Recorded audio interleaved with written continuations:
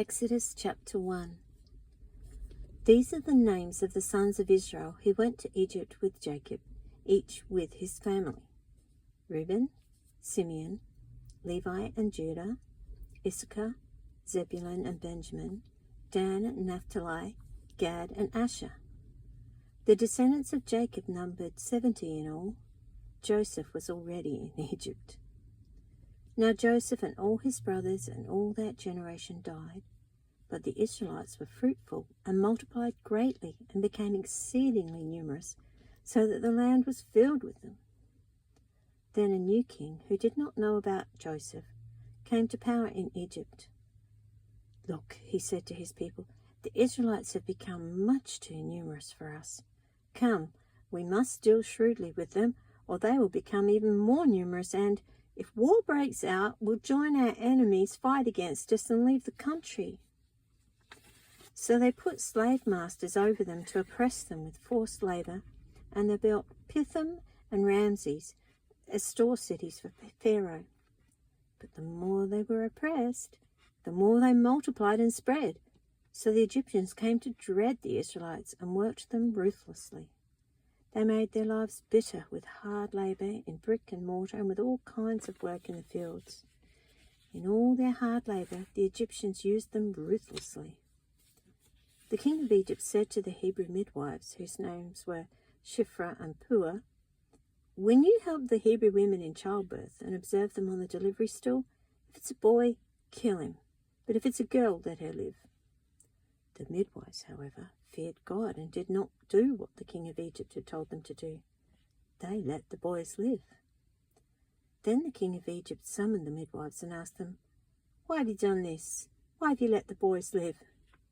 The midwives answered Pharaoh, "Hebrew women are not like the Egyptian women. They are vigorous and give birth before the midwives arrive."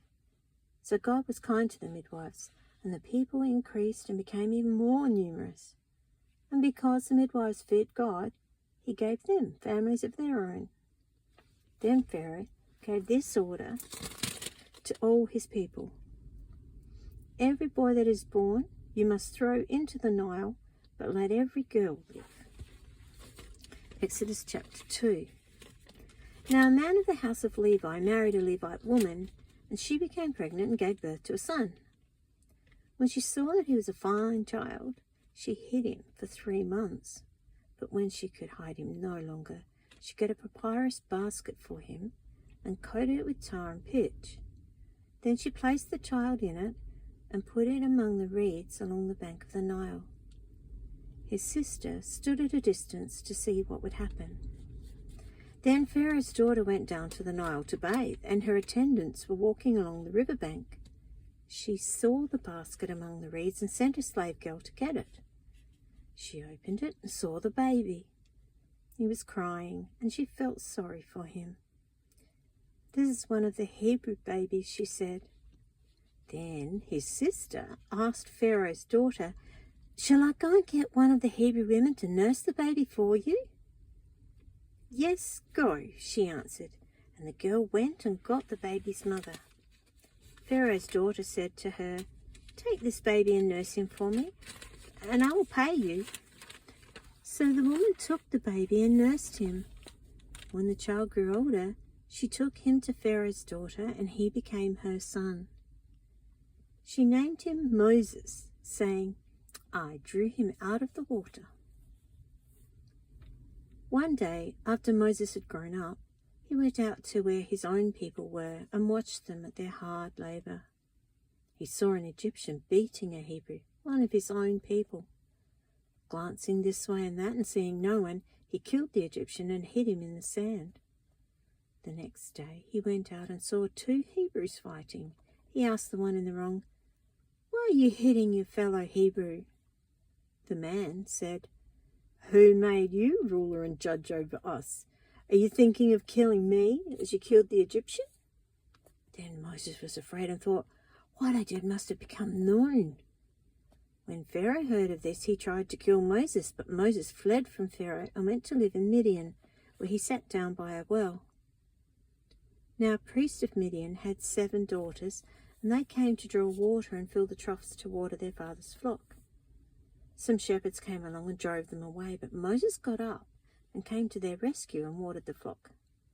When the girls returned to Reuel, their father, he asked them, "Why have you returned so early today?" They answered, "An Egyptian rescued us from the shepherds. He even drew water for us and watered the flock." "And where is he?" he asked his daughters. "Why did you leave him? Invite him to have something to eat."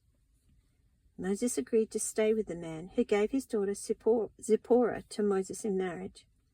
Zipporah gave birth to a son, and Moses named him Gershom, saying, "I've become an alien in a foreign land."